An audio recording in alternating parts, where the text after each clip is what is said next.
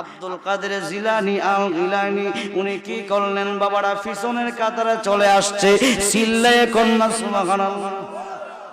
পিছনের কাতারের মধ্যে যে মাত্র গেল, যাওয়ার পরে আমার বন্ধুরা বাবারা উনি ঘর থেকে মসজিদ থেকে বাহিরে হইয়া গেছেন, যাইয়া তাকাইয়া দেখে ওই জায়গার মধ্যে যতগুলা জুতা ছিল ওই জুতাগুলা তাড়াতাড়ি নদীর মধ্যে ফালাইয়া দিছে, চিল্লাইয়া কন্যা সুবহানাল্লাহ। এবার আমার বন্ধুরা বাবারা, আমি একজন ইমাম সাহেব, আমার সন্তান হইয়া যদি আমার মসজিদের মুসল্লির সভাপতি সহ যত মুসল্লি আছে সবার জুতা যদি ফালাইয়া দেয়, আমার রাগ উঠবে কি উঠবে না? মুসল্লিরা কি ইমাম সাহেবরে কিছু বলবে কি বলবে না? সবাই তো রাগে ফায়ার হয়ে গেছে। এবার আমার বন্ধুরা বাবারা খুব মনোযোগ অন্তরের কান লাগানো বাজানো, আব্দুল কাদের জিলানী উনি সমস্ত জুতাগুলা ফালাইয়া দিছে, কয়েকজনের জুতা বাদে সব জুতা উদাও হইয়া গেছে। সুবহানাল্লাহ।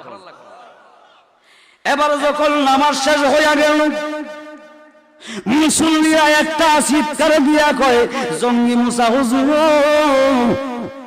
ও হুজুর আপনার সন্তানে তো সমস্ত জুতা ফালাইয়া দিছে। হুজুর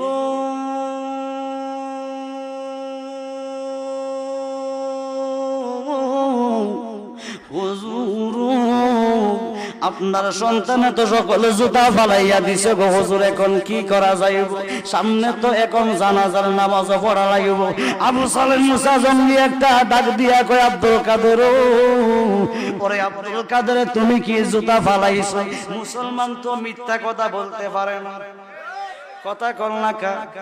ওলি আউলিয়াদের জবান দিয়ে কি মিথ্যা কথা বাহির হয়নি বাবারা? আব্দুল কাদের জিলানী একটা ডাক দিয়া কয়, বাবা গো আমি তো সমস্ত জুতাগুলা ফালাইয়া দিছি গো বাবা, এখন কি করবেন? এবার হযরতে জঙ্গি মুসা, হযরতে আবু সালেহ জঙ্গি মুসা ডাক দিয়া কয়, আব্দুল কাদের আজকে তোমার একদিন কি আমার একদিন।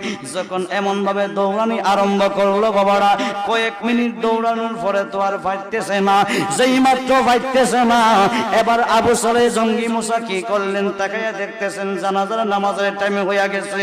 হে আমার পর্দার আড়ালের মা বোনের আগু, তাকাইয়া দেখেন না গো মা, এমন একটা সন্তান যদি আপনি জন্ম দিতে পারেন, আপনার গর্বটা সার্থক হইয়া যাইব, আপনার স্বামীর জীবনটা চেঞ্জ হইয়া যাইব।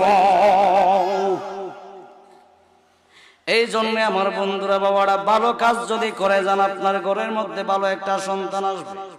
বাপে যদি নামাজ না পড়ে, ফুলারে যদি কয় কি রে তুই নামাজ পড়স না, কি লাগে ফুলায় নামাজ পড়বো কথা কো।